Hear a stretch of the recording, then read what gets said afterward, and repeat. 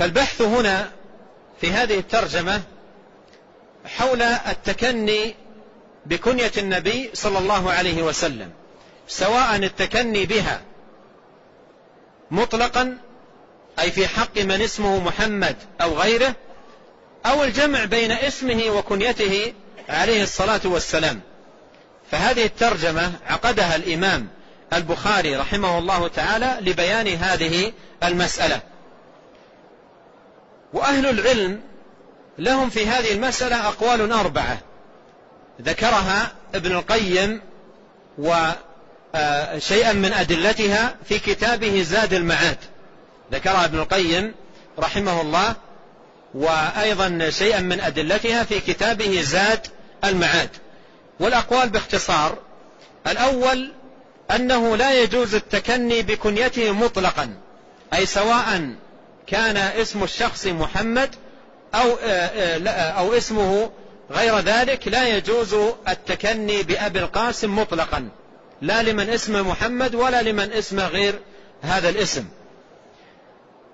والقول الثاني أن النهي مختص بالجمع بينهما، بمعنى أن من اسمه محمد هو الذي لا يجوز له أن يتكنى بأبي القاسم، أما مثلا من اسمه زيد أو حسن أو غير ذلك من الأسماء يجوز له أن يتكنى بأبي القاسم. هذا القول الثاني. القول الثالث جواز الجمع بينهما، جواز الجمع بينهما، أي يجوز للإنسان أن يسمي محمدا وأن يكني بأبي القاسم، جواز الجمع بينهما، وقالوا إن حديث المنع منسوخة. والقول الرابع أن التكني بأبي القاسم ممنوع منه في حياته فقط عليه الصلاة والسلام، وهو جائز بعد وفاته. هذه 4 أقوال ذكرها ابن القيم رحمه الله تعالى، وذكر شيئا من أدلتها كما قدمت في كتابه زاد المعاد. والإمام البخاري رحمه الله أورد تحت هذه الترجمة 4 أحاديث. ومن اللطيف أن كل حديث من الأحاديث 4 التي ساقها احتج به أهل قول من الأقوال 4 المتقدمة. فساق الإمام البخاري رحمه الله تعالى هنا 4 أحاديث احتج بكل حديث منها أهل قول من تلك الأقوال 4 التي ذكرها ابن القيم وأشرت إليها. أول ما بدأ به ابن القيم رحمه الله من الأدلة حديث جابر قال: ولد لرجل منا أي من الأنصار غلام فسماه القاسم، فقالت الأنصار: لا نكنيك أبا القاسم ولا ننعمك عينا، أي لا نجعل عينك تقر بهذه الكنية التي هي كنية النبي الكريم عليه الصلاة والسلام، ولا ننعمك عينا. فأتى النبي صلى الله عليه وسلم فقال له ما قالت الأنصار. وفي الرواية الماضية قال: فأتيت به النبي صلى الله عليه وسلم، فأتيت به النبي صلى الله عليه وسلم حملته على عاتقي. قال هنا في هذه الرواية قال: فأتيت النبي صلى الله عليه وسلم فقال له ما قالت الأنصار، أي ما قالت له الأنصار، أنهم قالوا لا نكنيك أبا القاسم. فقال: أحسنت الأنصار. قال النبي عليه الصلاة والسلام: أحسنت الأنصار. هنا لم يذكر أن اسم الرجل محمد، وإنما منع من التكني بكنية النبي عليه الصلاة والسلام مطلقا.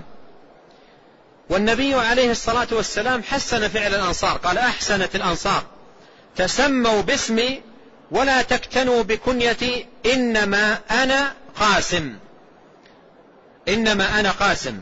وفي الرواية الماضية: إنما جعلت قاسما أقسم بينكم.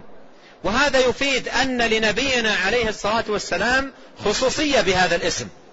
قوله إنما أنا قاسم وهذا يشعر بالاختصاص، هذه الصيغة تشعر بالاختصاص.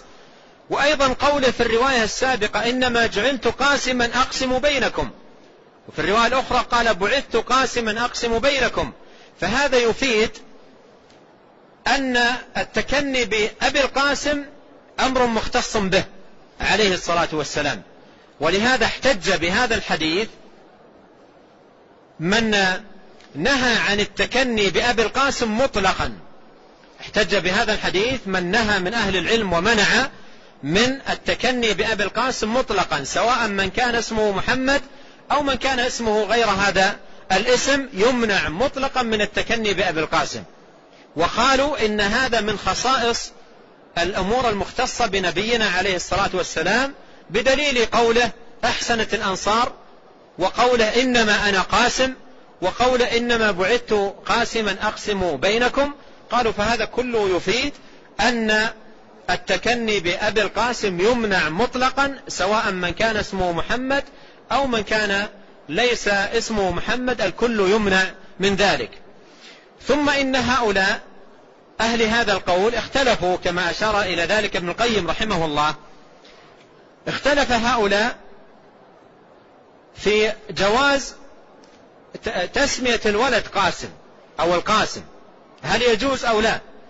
فالقائلون بالمنع من التكني بأبي القاسم اختلفوا في هذه المسألة إلى قولين، فأجاز طائفة أن يسمى الولد القاسم أو قاسم، ومنع ذلك آخرون. والذين منعوا احتجوا بقوله إنما أنا قاسم، أمرت أن أقسم بينكم أو بعثت أن أقسم بينكم، مما يفيد أو يشعر باختصاص النبي صلوات الله وسلامه عليه بذلك. الشاهد أن هذا الحديث يستفاد منه المنع من التكني بأبي القاسم مطلقا، يستفاد من هذا الحديث المنع من التكني بأبي القاسم مطلقا. نعم.